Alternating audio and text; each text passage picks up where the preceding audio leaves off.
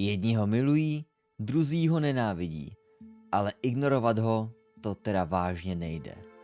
Ladislav Krejčí je dnes kapitánem české reprezentace a zároveň jedním z nejkontroverznějších hráčů, jaké jsme kdy měli. Jak se z něj stal lídr, kterého polovina lidí nemůže vystát?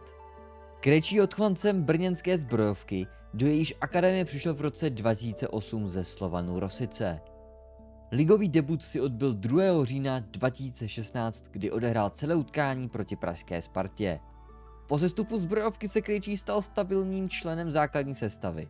V sezóně 18-19 sehrál 23 zápasů ve druhé lize, dal 3 branky a pomohl zbrojovce k postupu do baráže o postup zpátky mezi fotbalovou elitu. Jeho příběh tak nezačal jako pohádka. Žádný obrovský hype, žádné titulky v novinách. Jen kluk, který se šel tvrdě za svým. Postupně se propracoval nahoru a dostal se do jednoho z největších klubů v Česku. AC Sparta Praha. A právě tady se všechno změnilo.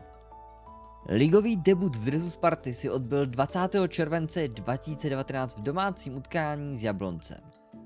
V srpnu odehrál také oba duely 3. předkola Evropské ligy proti Trabzonsporu. Během podzimní části sezóny se Krejčí stal základním stavebním kamenem spartanské zálohy a stabilním členem základní sestavy.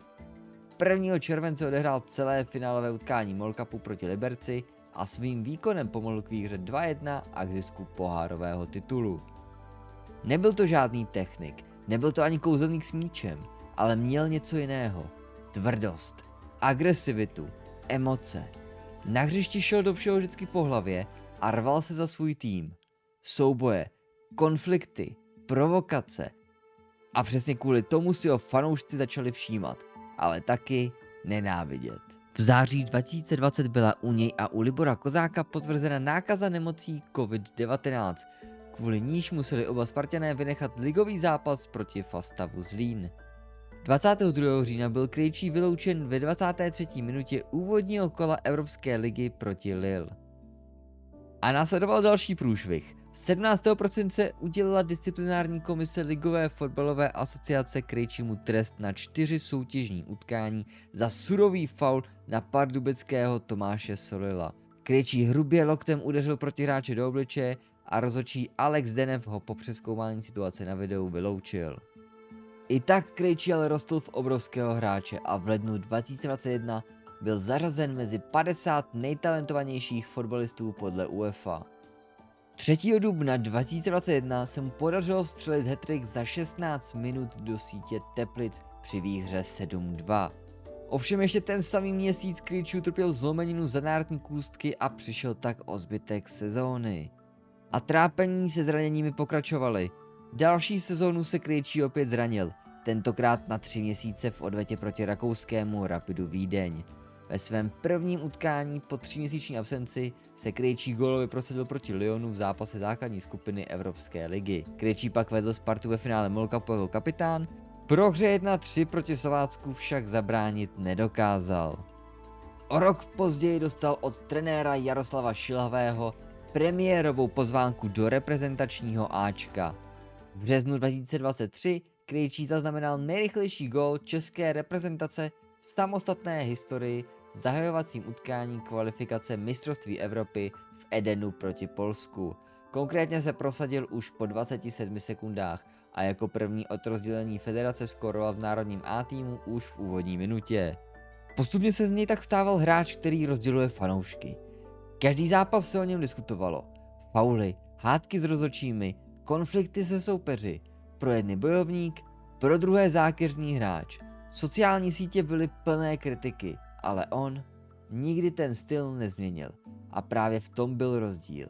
Zatímco ostatní by ustoupili, Ladislav Krejčí zůstal stejný a postupně rostl. Stal se lídrem, hráčem, který diriguje tým, kapitánem AC Sparta Praha a symbolem nové Sparty. V červenci 2022 se totiž stal kapitánem Sparty, když nahradil Božka Dočkala, který v předchozí sezóně ukončil kariéru. Kvůli problémům se zády však vynechal prvních 9 ligových kol.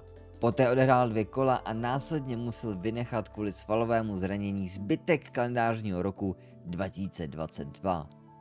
V dubnu 2023 se Krejčí stal nejlepším hráčem měsíce v první lize, když v 5 ligových utkáních vstřelil 5 branek. Tu stejnou sezónu Krejčí dovedl spartanské fotbalisty v roli kapitána k prvnímu ligovému titulu po 9 letech. Ve 21 odehraných soutěžních zápasech vstřelil 13 branek a přidal i 1 asistenci. A na závěrečném ceremoniálu byl zvolen nejlepším záložníkem první ligy. Následně na to byl zvolen i nejlepším hráčem celé sezony. Poté ale přišel další kontroverzní moment. V září 2023 v závěru pražského derby proti Slávii byl po potyčce se soupeřovým kapitánem Janem Bořilem vyloučen a opět se strhla lavina hejtu na jeho jméno ze strany fanoušků Slavie.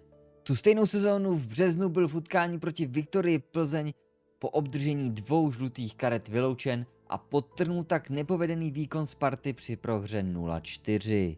Tohle nebyly jeho nejsvětlejší momenty, ale pak už se to začalo zlepšovat. Tu sezónu se Krejčí stal jediným sportovcem, jenž se objevil v žebříčku Forbesu 30 pod 30. V květnu vedl Spartu v ligovém utkání proti Mladé Boleslavi. Sparta zvítězila vysoko 5-0 a zajistili si tak druhý ligový titul v řadě.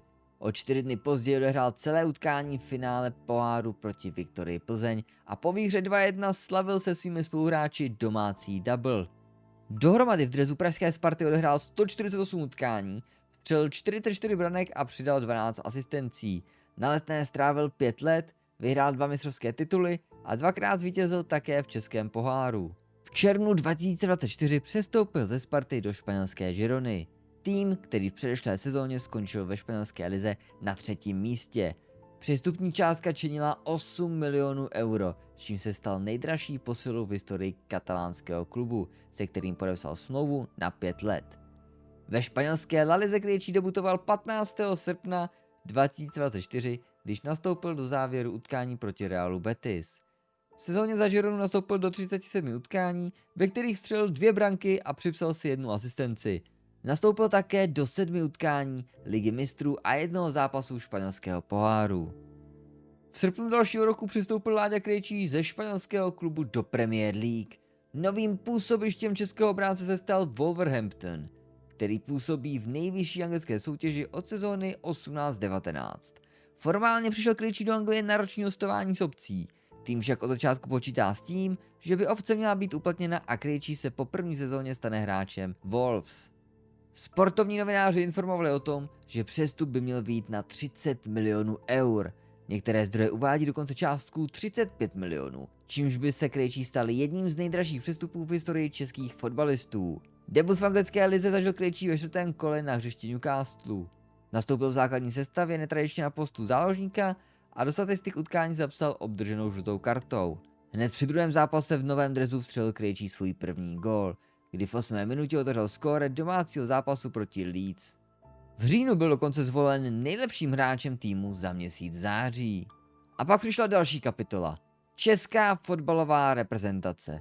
Z hráče, kterého spousta lidí kritizovala, se stal kapitán národního týmu. Obrovská zodpovědnost, obrovský tlak a ještě víc pozornosti.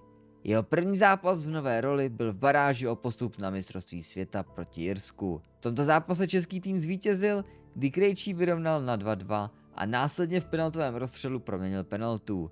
V dalším zápase, který už byl přímo o postup, dal v prodloužení branku na 2-1.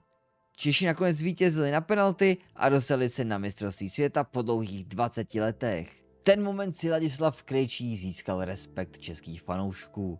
Ti, kteří ho dřív nenáviděli, mu konečně přišli na jméno. Krejčí změnil reprezentaci, svoji roli kapitána splnil na 1 a zaslouženě se mu dostalo uznání. Jedno Krejčímu prostě upřít nejde. Mentalitu. Ladislav Krejčí je typ hráče, kterého chceš mít v týmu, ale nenávidíš ho, když stojí proti tobě.